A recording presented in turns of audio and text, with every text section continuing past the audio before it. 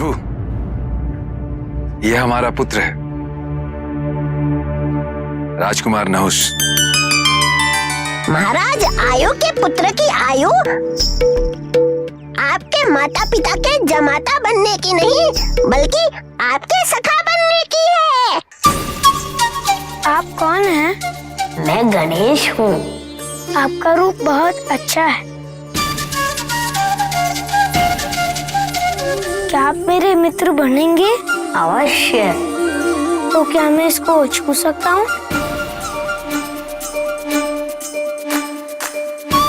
अवश्य।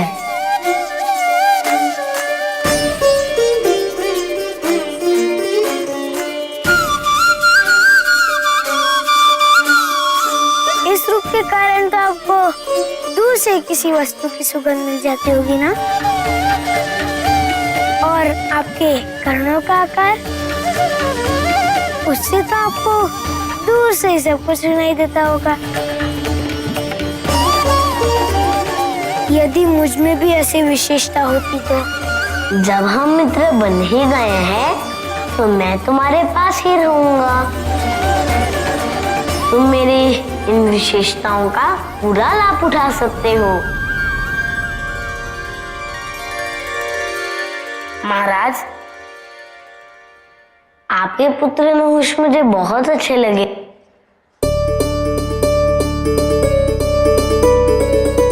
मेरी ओर से इस संबंध को पुनः स्वीकृति है। परंतु प्रभु, हमारा नहुष तो अभी बालक है, इसकी आयु अभी विवाह योग्य नहीं हुई। विवाह तो आत्मा का बंधन होता है राजन, और आत्मा की कोई आयु कहाँ होती है।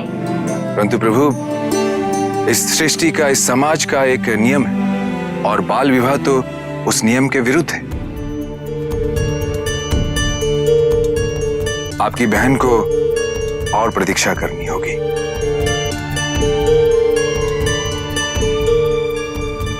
विवाह नहीं हो सकता है अभी, तो भविष्य में होगा। ये तो निर्धारित किया जा सकता है ना।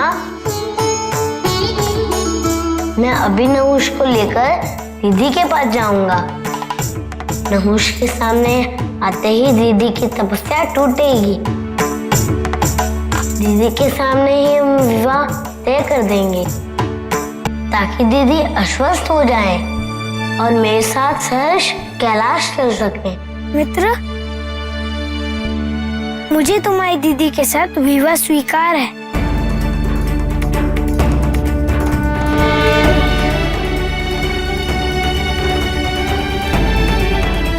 प्रभु, अति शीघ्र हम आपकी बहन से मिलने चलेंगे।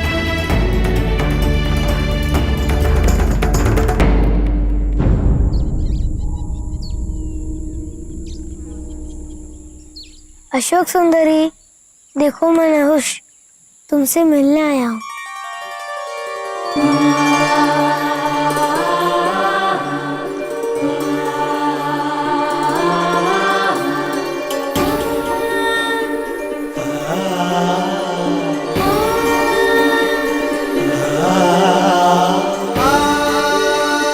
नहुष,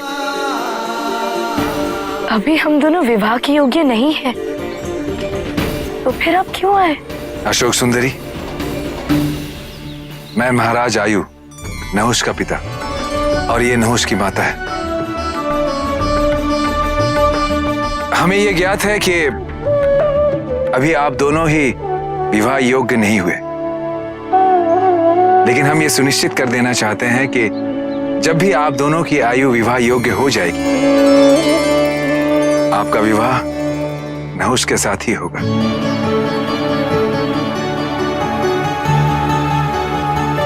ये मेरा वचन है आपको।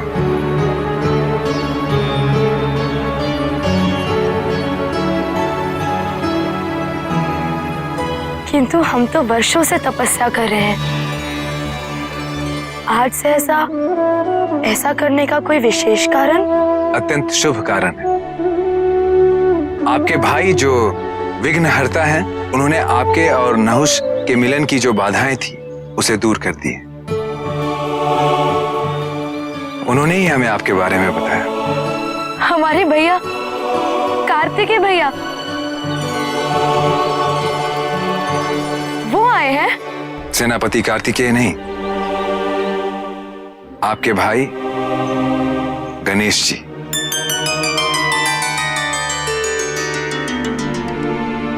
नहीं नहीं, आपसे कोई भूल हुई है। हमारे केवल एक ही भाई हैं, कार्तिकेय। नहीं अशोक सुंदरी, आपके तप के लिए प्रस्थान करने के पश्चात माता पार्वती से एक और पुत्र की प्राप्ति हुई। वो मंगलकारी पुत्र जिनके आगमन से सारे संसार में शुभता लौट आई और सारा संसार आज उन्हें गणेश जी के नाम से जानता है। वो तुमसे मिलने के लिए इतने आतुर हैं कि तुम्हारी तपस्या शीघ्र पूर्ण करने के लिए वो हमें यहाँ ले आए। नारायण, वो क्षण आ गया है जब गणेश अपनी बहन अशोक सुंदरी से मिलेंगे। क्या गणेश का कैलाश लौटने का निवेदन अशोक सुंदरी को स्वीकार होगा? गणेश की उपस्थिति में कोई कार्य सिद्ध ना हो, क्या ऐसा संभव है ब्रह्मदेव?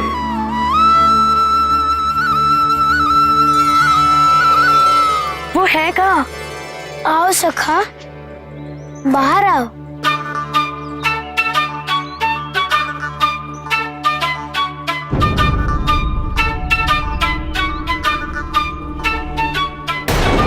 ये गणेश नहीं, ये गणेश के मित्र है जो कैलाश से यहाँ तक आया है। पहचानू भी तो कैसे? हमें तो पता ही नहीं हमारा भाई दिखता कैसा है।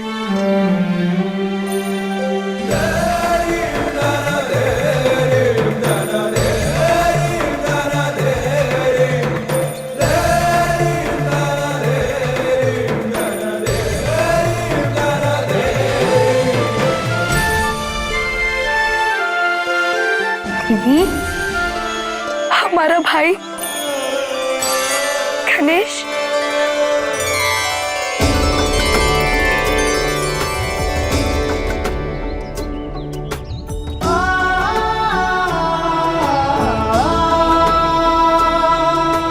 तुमने केवल हमसे मिलने के लिए इतना सब कुछ किया, इतने कष्ट उठाए। हाँ दीदी, यदि मुझसे कोई भूल हुई हो तो मुझे क्षमा कर दीजिए। किंतु मैं अपनी दीदी से मिलना चाहता था, उनसे बात करना चाहता था, उनके मुख से अपना नाम सुनना चाहता था। और सबसे महत्वपूर्ण तो ये है कि मैंने अपनी माँ को वचन दिया है, आपको कैलाश वापस लेके आने का वचन। एक बार मैंने वचन दे दिया तो दे दिया। लिए दीदी, कैलाश चलिए। माँ और पिताजी आपको देखने के लिए व्याकुल उठे हैं। देख लिए अपने पुत्र की लीला पार्वती। अब अशोक सुंदरी के स्वागत की तैयारियां कर रहा हूं।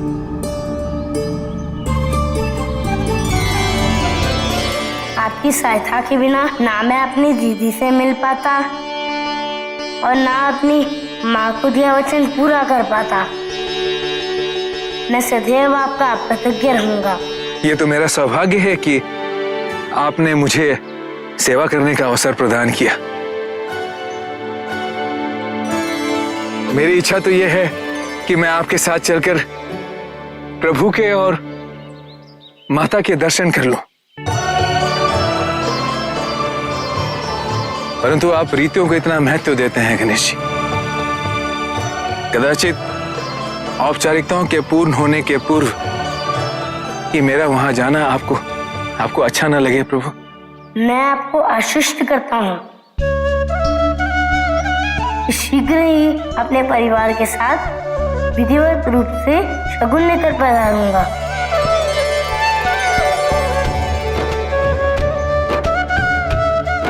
तब आप मेरे माता पिता के दर्शन कर सकते हैं संबंधी के रूप में। ये सौभाग्य अभी तक किसी को भी प्राप्त नहीं हुआ। प्रभु, मैं धन्य हो गया प्रभु। अनुमति प्रदान कीजिए प्रभु। अवश्य। आओ, चल।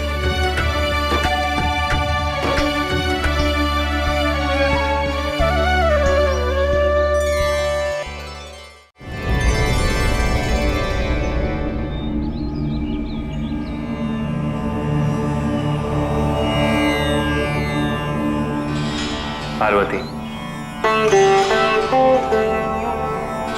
मुझे अभी जाना होगा। कहाँ स्वामी?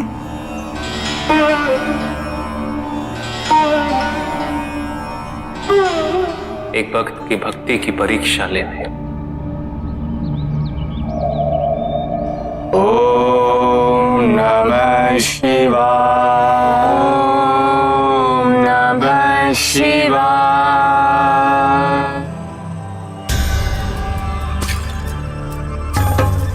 ओम नमः शिवाय।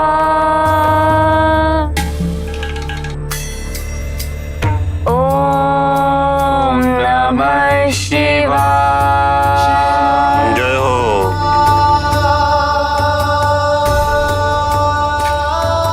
ओम नमः शिवाय। ओम नमः शिवाय। जय हो। ओम नमः। जय हो।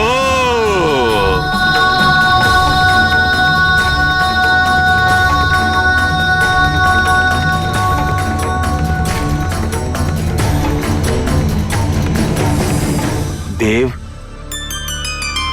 आपको तनिक प्रतीक्षा करनी होगी, क्योंकि हमारी पूजा समाप्ति के पश्चात ही हम आपको भिक्षा दे सकेंगे। ज्ञातिनाथ को भिक्षा की अपेक्षा नहीं। निरंतर प्रतिदिन पदयात्रा करते करते मैं थक चुका हूं। निद्रा तो दूर, एक क्षण के लिए भी कहीं बैठा नहीं, किंतु अब और नहीं चला जाता। विश्राम करना अनिवार्य हो चुका है। क्या आपकी इस कुटिया के परिसर में रात बिताने के लिए कुछ स्थान मिल सकता है? किंतु देव, हमारी कुटिया तो आप देख ही रहे हैं, बहुत ही छोटी है।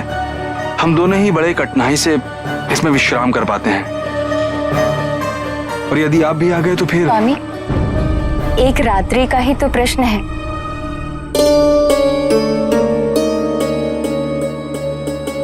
देव, आहूक और आहूका की छोटी सी कुटिया में आपका स्वागत है। जय हो।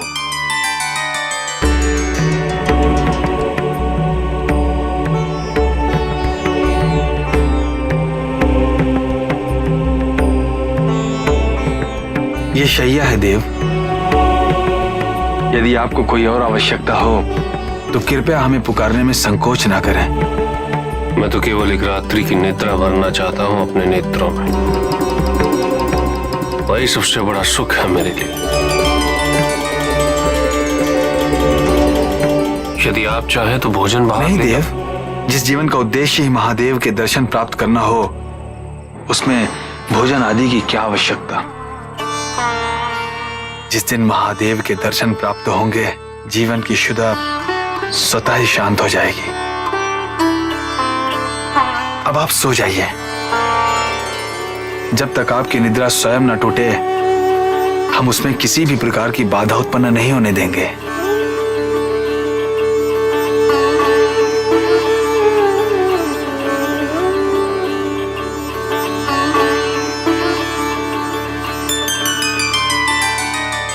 जय हो।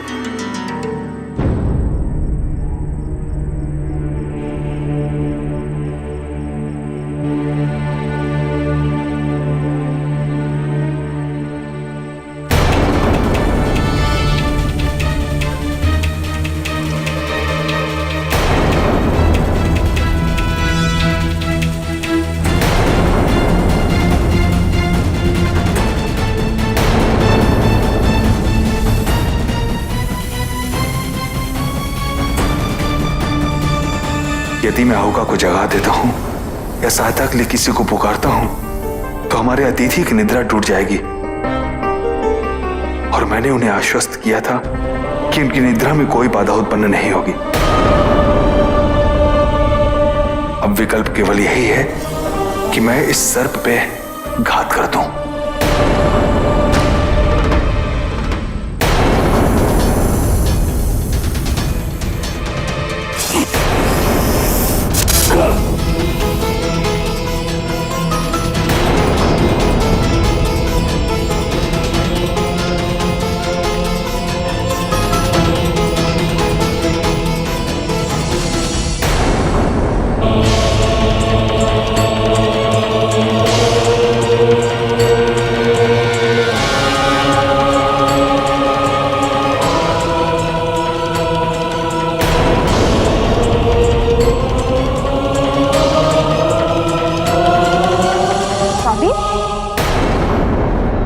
स्वामी,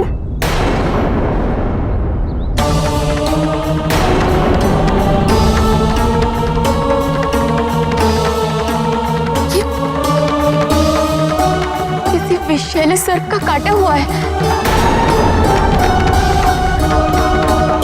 नहीं, स्वामी, कुछ उत्तर दीजिए स्वामी। आंखें खोलिए। आप मैं इस तरह अकेला छोड़कर नहीं जा सकते।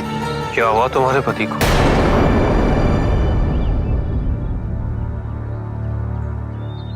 देव, रात में किसी सर्प ने मेरी निद्रा में विघ्न ना आए इसलिए इसने किसी को सहायता के लिए पुकारा भी, कोई विलाप नहीं किया। मौन हो की पीड़ा सहता रहा ये।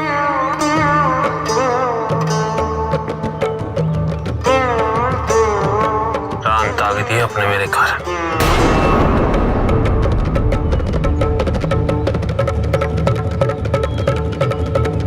हाँ, आप दुखी ना हो देव। यदि मैंने अतिथि को अपने घर से दुखी मन से विदा किया तो मुझे और मेरे पति को महापाप लगेगा। संभवतः मेरे पति के भाग्य में अतिथि की सेवा करते हुए ही प्राण त्यागना लिखा था। मेरी आपसे प्रार्थना है कि आप किसी भी प्रकार का दुख या ग्लानि अपने मन में ना रखकर यहाँ से विदा लें। मैं आपको पूरे आदर सत्कार के साथ यहाँ से विदा करना चाहती हूँ देव। उसके पश्चात मैं अपने शरीर को त्याग देना चाहती हूँ। तुम अपने शरीर को क्यों त्यागना चाहती? तुम तो स्वयं महादेव की पूजा कर रही थी। क्या तुम स्वयं महादेव के दर्शन नहीं करना चाहती? अवश्य करना चाहती हूँ देव, किंतु अकेले नहीं, अपने पति के साथ।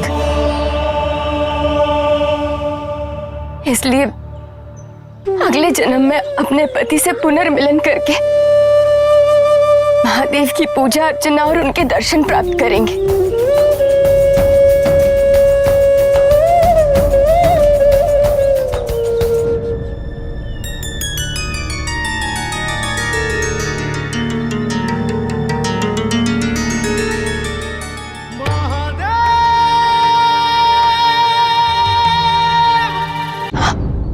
महादेव,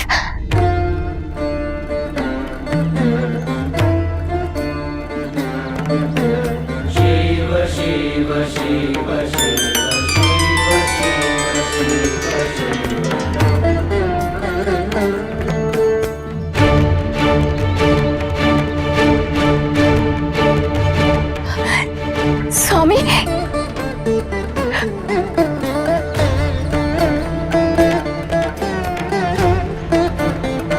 महादेव, हम धन्य हो गए। मैं यहाँ तुम दोनों की परीक्षा लेने आया था कि कहीं तुम दोनों भक्ति में आतिथ्य व शिष्टाचार से दूर तो नहीं हो गए। किंतु तुमने आतिथ्य हेतु ऐसे बलिदान का उदाहरण प्रस्तुत किया है जिससे मैं अत्यंत प्रसन्न हूं। तुमने सिद्ध कर दिया है कि अतिथि देवता समान होते।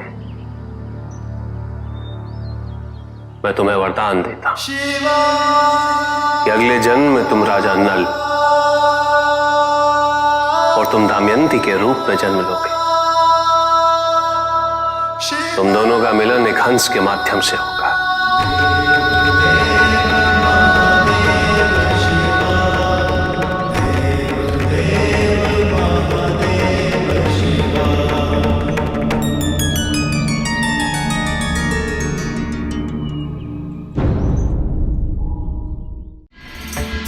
और फिर पिताजी ने मेरे अहंकार से भरे शीश के स्थान पर ज्ञान व संपूर्णता का प्रतीक मुझे ये हाथी का शीश लगा दिया। तो क्या कार्तिकेय भैया भी वहाँ थे? पिताजी कहते हैं कि कार्तिकेय भैया अपने उद्देश्य से ना भटक जाएं, इसलिए उन्होंने भैया को कैलाश आने के लिए नहीं कहा था। दीदी, आप तो भाग्यशाली हैं, आप कार्तिकेय भैया से मिल चुकी हैं, किंतु मुझे तो ये भी नहीं पता कि वो दिखते कैसे हैं। तुम निश्चिंत रहो, भैया अपना अभियान पूरा कर सीधे तुमसे मिलने आएंगे और तुम उनके अति प्रिय भी बन जाओगे। हाँ स्वामी, हमें शीघ्र ही स्वागत की तैयारियां आरंभ करनी चाहिए। स्वागत नहीं माता, भव्य स्वागत की तैयारियां। आप आदेश कीजिए, हम संपूर्ण कैलाश को सुसज्जित कर देंगे। हाँ नंदी, चलो शीघ्र चलो, वो दोनों किसी भी क्षण आते ही होंगे।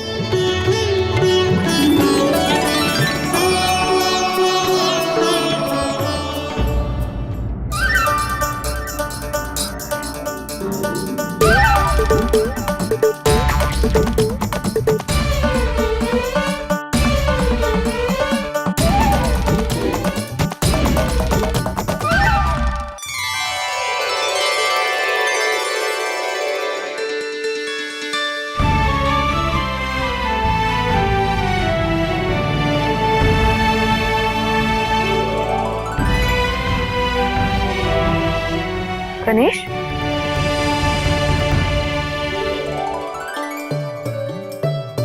क्या हुआ? रुक क्यों गए? तुम ठीक तो हो? कुछ कह क्यों नहीं रहे?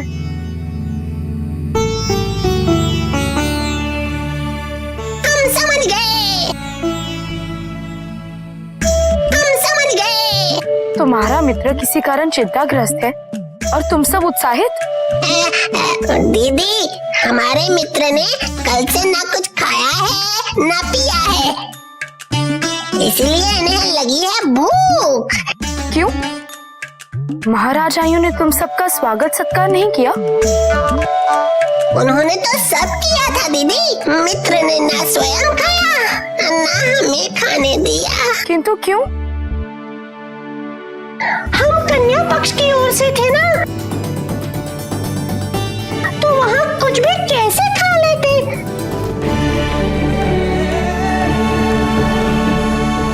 हमारे प्रिय भाई ने हमसे मिलने हेतु इतना बड़ा बलिदान दिया, बिना कुछ खाए, बिना जल ग्रहण किए, और साथ में तुम सब भी। आपसे मिलने के लिए यदि मुझे आज तक भूखा रहना पड़ता, मैं वो भी करता, तो इस दायित्व पूर्ति ने मेरी क्षुधा और बढ़ा दी है।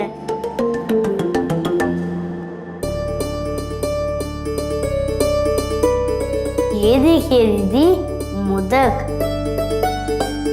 माँ ने बनाए हैं।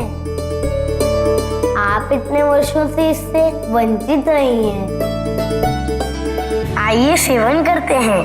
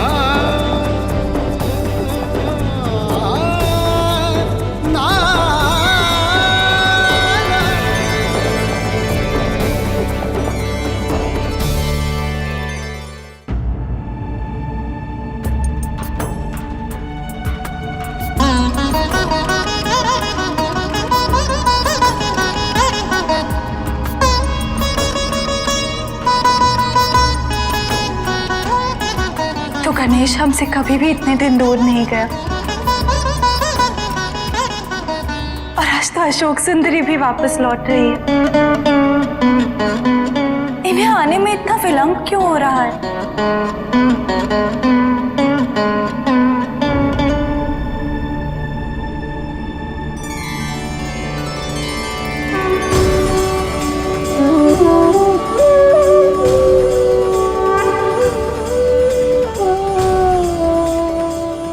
माता, श्री गणेश और अशोक सुंदरी का आगमन कैलाश पर हो गया है। वो शीघ्र ही आपके समक्ष होंगे।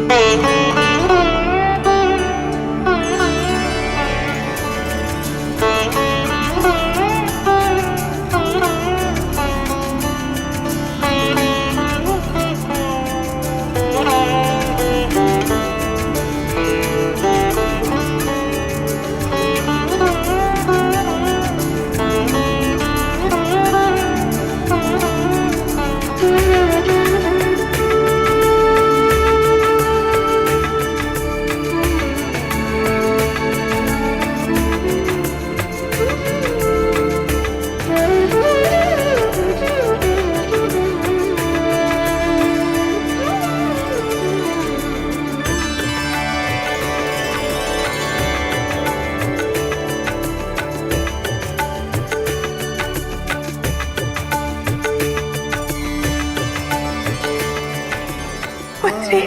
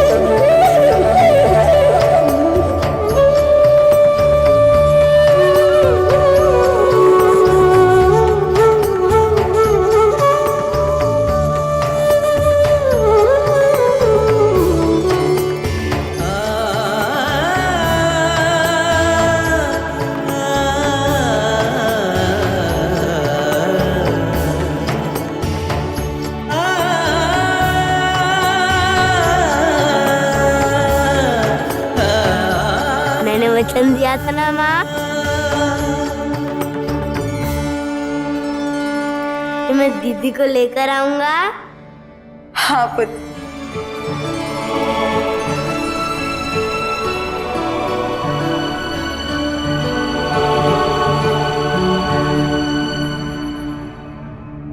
संतान की तपस्या माता पिता की तपस्या भी बन जाती है पुत्र।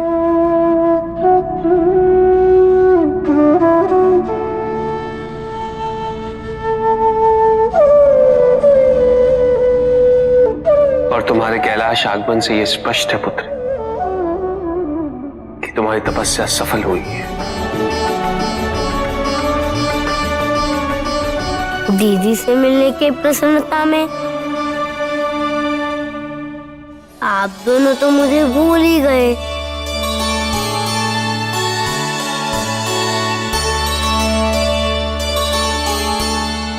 तुम्हें कैसे भूल सकते हैं पुत्र?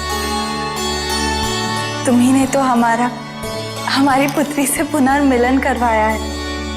आओ, यहाँ आओ।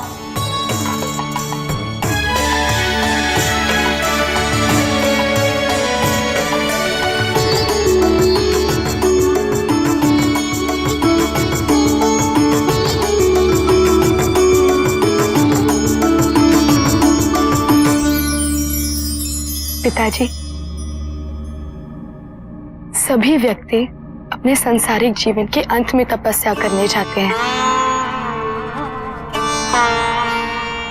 परंतु हमने ये सीखा कि यदि वो पहले तपस्या करें और उसके पश्चात अपना सांसारिक जीवन आरंभ करें तो उनका जीवन उच्च स्तर का होगा।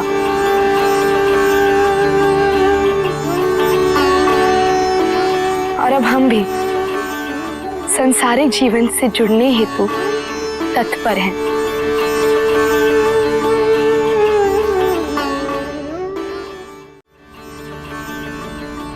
मुझे तुमसे यही अपेक्षा थी पुत्री। माँ, पिताजी, मैंने महाराज आयु को आश्वस्त किया है कि आप शीघ्र ही पूरी रीतियों के साथ दीदी के विवाह का प्रस्ताव लेकर उनके पास जाएंगे।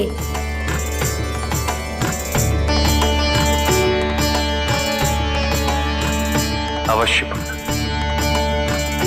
क्योंकि तुम्हारी जो इच्छा है वही इच्छा हमारी भी है।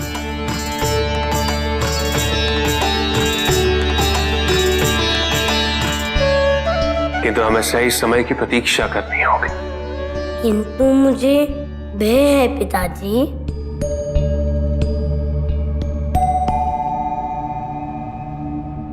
है? हाँ,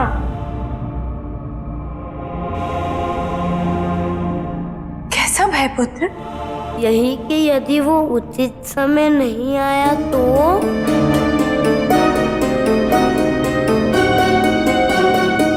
अर्थात यदि नहुष बड़ा ही ना हुआ तो।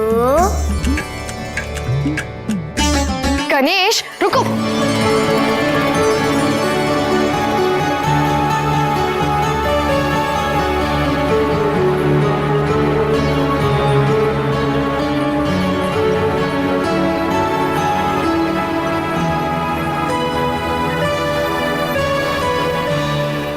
कैलाश पर ये दृश्य देखने हेतु हम कब से ललायत थे स्वामी।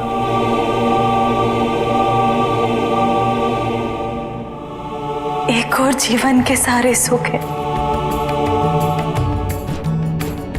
और एक और ये सुख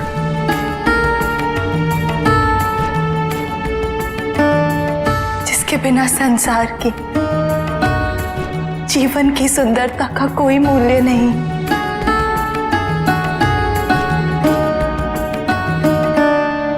यदि आज कार्तिकेय भी यहाँ होता तो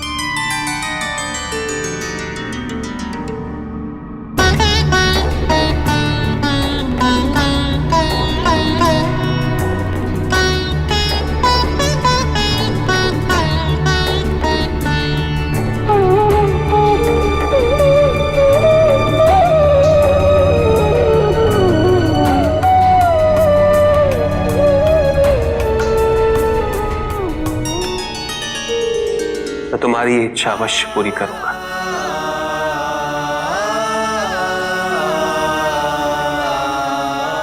आप कार्तिकेय को कैलाश बुलाएंगे?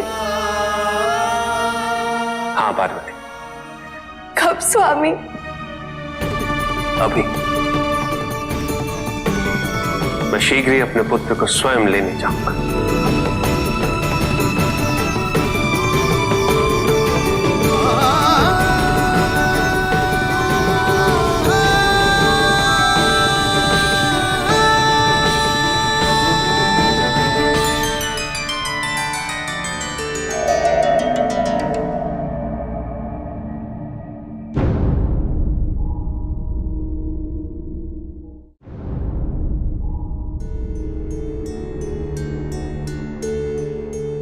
ऐसा कभी नहीं होता, क्योंकि मेरे होते हुए माँ को एक और पुत्र की आवश्यकता हो ही नहीं सकती।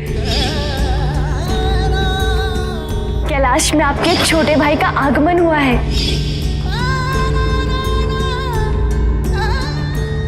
कार्तिकेय,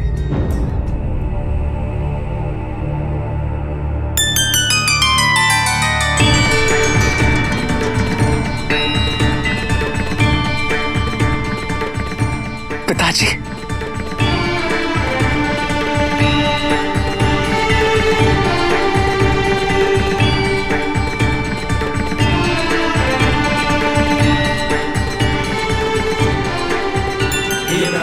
कल्याण हो।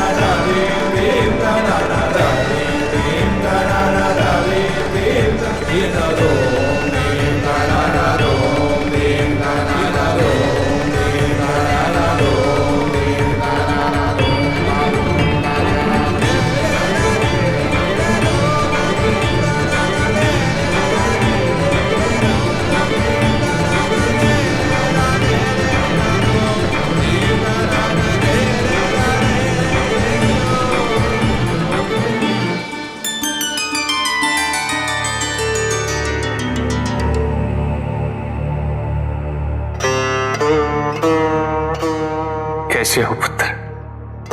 आपका आशीर्वाद है पिताजी। माँ कैसी है? और अशोक सुंदरी? अशोक सुंदरी तुमसे मिलने के लिए अत्यंत व्याकुल है, और तुम्हारा भाई गणेश भी।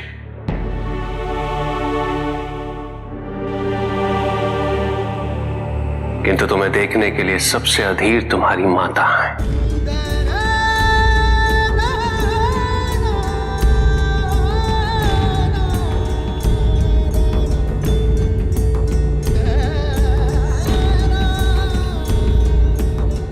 गणेश के जन्मोत्सव पे सभी आमंत्रित थे, और मुझे जब आपके या मां की ओर से कोई सूचना प्राप्त नहीं हुई तो मैंने सोचा समारोह में मेरी कोई आवश्यकता नहीं, कैलाश पर मेरी कोई आवश्यकता नहीं।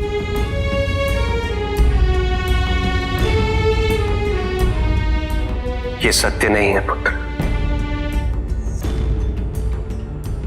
तुम्हारी माता के जीवन में तुम्हारी अनुपस्थिति के कारण जो अधूरापन उत्पन्न हुआ था, वो आज भी एक पुत्र और एक पुत्री के जन्म के पश्चात भी पूर्ण नहीं हो सका है। इसलिए तुम्हारी माता कैलाश पर अशोक सुंदरी और गणेश को खेलता हुआ देख आज भी केवल तुम्हारा ही स्मरण कर रही थी। पार्वती सदैव यही चाहती थी कि तुम कैलाश लौट आओ। गणेश के जन्मोत्सव पर तुम्हें और अशोक सुंदरी को आमंत्रित न करने का एक विशेष कारण था। तुम दोनों अपने लक्ष्य और अपने उद्देश्य की पूर्ति हेतु समर्पित थे। पुत्र, यदि तुम्हें कैलाश बुलाया जाता तो तुम्हारे उद्देश्य, तुम्हारे लक्ष्य को क्षति पहुंचती, और ये उचित नहीं होता।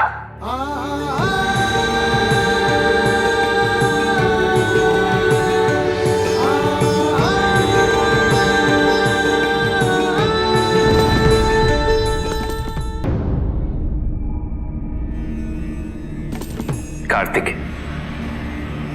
जिस प्रकार प्रत्येक व्यक्ति के लिए उसके दो नेत्रों, दो हाथों का महत्व एक समान होता है, उसी प्रकार माता पिता के लिए प्रत्येक संतान का महत्व एक समान है। तुम ज्येष्ठ पुत्र हो कार्तिक। परिवार में, मेरे तथा पार्वती के हृदय में तुम्हारा स्थान कोई नहीं ले सकता।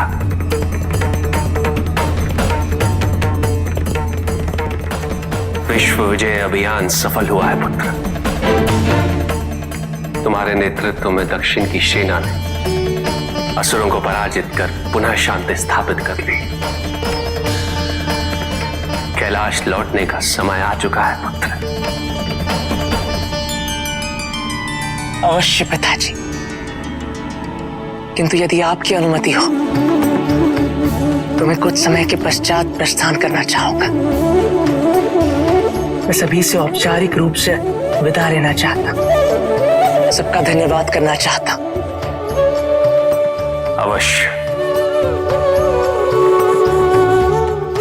हम कैलाश पे तुम्हारी प्रतीक्षा करेंगे।